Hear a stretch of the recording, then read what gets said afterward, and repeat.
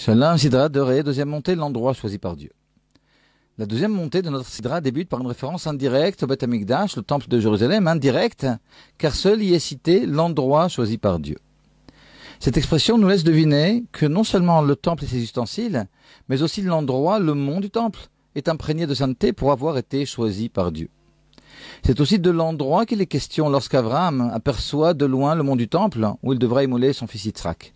Vayar et Tamakom merachok, il vit l'endroit de loin, nous dit le texte.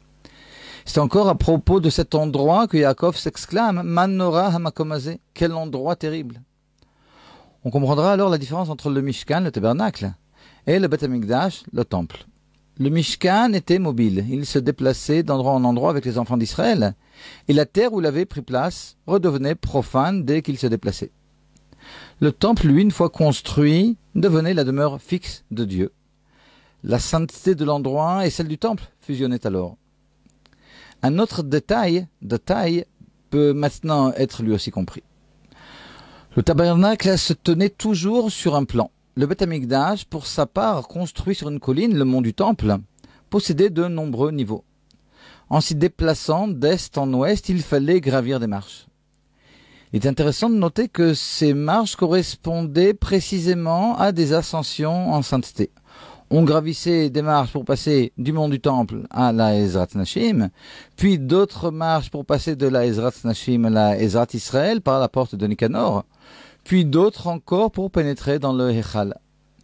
La sainteté s'était tellement imprégnée dans l'endroit même du temple que les ascensions spirituelles se traduisaient par des ascensions matérielles. Mais une question se pose alors.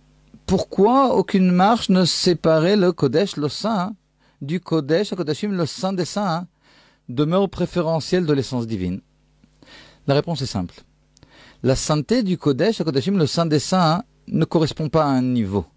L'infini divin y règne de sorte que nos sages nous disent que l'arche sainte de 2 coudées et demi sur une coudée et demie ne prenait pourtant pas de place, malgré le fait qu'elle ait une taille elle-même bien définie.